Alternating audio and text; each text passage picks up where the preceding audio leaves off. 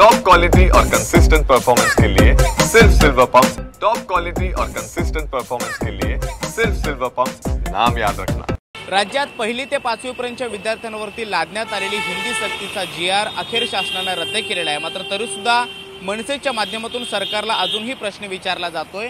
शिवसेना भवन समोर हा एक बॅनर लागल्याचं पाहायला मिळते। मनसे नेते यशवंत किल्लेदार यांनी हा बॅनर जो आहे तो लावलेला आहे आणि या बॅनरवरती नंदुरबारमधल्या अक्कलकुवा तालुक्यातील केलखाडी पाडामधले या शाळेचं दृश्य जे आहे ते सुद्धा दाखवण्यात आले, ज्यामध्ये छोटी लहान मुलं त्याचबरोबर मुली धोकादायक रस्त्यावरून शाळेचा प्रवास जो आहे तो करताना पाहायला मिळतात। आणि याच फोटोचा आधार घेऊन मनसेनं सरकारला प्रश्न विचारलाय, तो म्हणजे राज्यात शासनाला यापेक्षा हिंदी सक्ती महत्त्वाची वाटते का?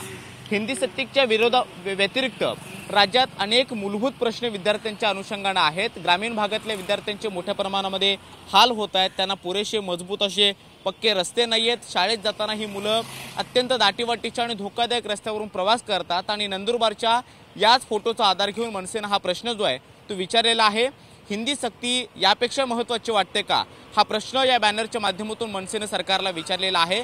एकीकडे हिंदी सक्तीचे GR रद्द झाल्यानंतर विजय मेळाव्याची तयारी सुरू झालेली आहे। मनसे, ठाकरे गट आणि त्याचबरोबर इतर जे पक्ष सरकारच्या विरोधामध्ये हिंदी सक्तीच्या विरोधामध्ये उतरलेले होते त्यांच्या माध्यमातून विजय मेळावा वरळीच्या डोममध्ये साजरा केला जातोय। मात्र दुसरीकडे मनसेकडून अजून सुद्धा हिंदी सक्तीच्या मुद्द्यावरून सरकारला प्रश्न विचारले जात असल्याचं पाहायला मिळतं आहे।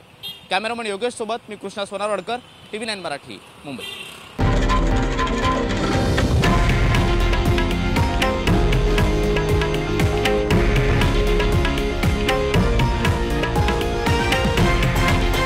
हे आहे देशातील नंबर 1 न्यूज नेटवर्क आणि आपण पाहत आहात TV9 मराठी, एकमेव।